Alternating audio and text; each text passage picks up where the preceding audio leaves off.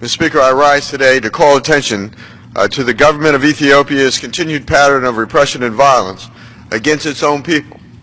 And I urge the House of Representatives to vote on House Resolution 128, the supporting respect for human rights and encouraging inclusive governance in Ethiopia resolution. This resolution calls on the government of Ethiopia to take clear, decisive steps towards becoming more inclusive, more democratic, and more respectful of the basic human rights of its own people.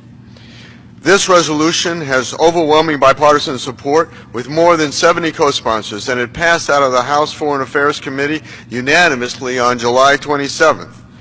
The ongoing human rights crisis in Ethiopia is extremely troubling to me.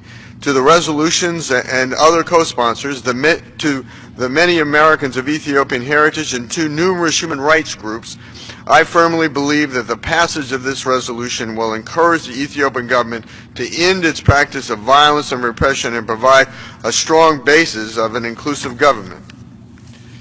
Specifically, this resolution condemns the excessive use of force by Ethiopian security forces and the killing of peaceful protesters, the arrest and detention of journalists, students, activists, and political leaders, and the Ethiopian government's abuse of the anti-terrorism proclamation to stifle political and civil dissent. The resolution does not simply highlight the Ethiopian government's increasingly authoritarian acts, but it also encourages the United States to support efforts to improve democracy and governance in Ethiopia. I believe that the United States can take actions that will positively influence the Ethiopian government and use our existing institutions to further democracy and effective governance in Ethiopia. Critically, the resolution calls on the Ethiopian government to admit UN human rights observers so they can conduct an independent and thorough examination of the current state of human rights in Ethiopia.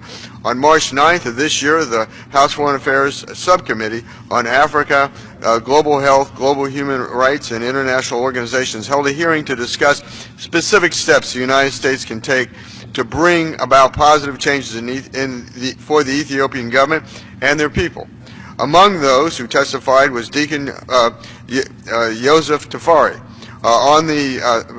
of the St. Mary's Ethiopian Orthodox Church located in Aurora, Colorado. Deacon Joseph was raised in Ethiopia and has experienced the daily struggles many Ethiopians have faced living in abject poverty under an oppressive government. Deacon Joseph fled from Ethiopia in 1976 and came to the United States as a refugee.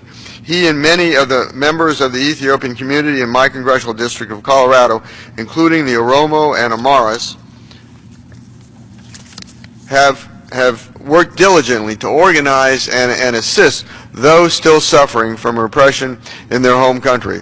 Oromo Community President of Colorado, Jamal Syed, has also shared his concerns with me, and both of these gentlemen have no motives other than a concern about the safety and state of democracy in Ethiopia. I appreciate their leadership in the community as they continue to fight for democracy in their homeland. Unfortunately, stories like this are not uncommon in my district, and I am disappointed that the House has not yet scheduled a floor vote on House Resolution 128. I note that on two prior occasions a vote was tentatively scheduled. In both of these instances, it is my understanding that the vote was postponed due to pressure from the Ethiopian government, who continues to make promises to curb human rights abuses against their own people, but failed to deliver. Additionally, it has been brought to my attention that the Ethiopian government has threatened to cut off security cooperation with the United States should we proceed with House Resolution 128. I am particularly dismayed that rather than solving their problems and moving towards becoming a more democratic country, the Ethiopian government has chosen instead to hire a D.C. lobbying firm at a cost of $150,000 a month to, quote, work with the Ethiopian government to develop and execute a public affairs plan to enhance the dialogue and relationships with policymakers, media, opinion leaders, and business leaders, unquote.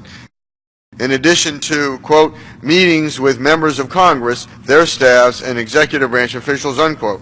The issue the Ethiopian government needs to address is the repression of democracy and its citizens in Ethiopia.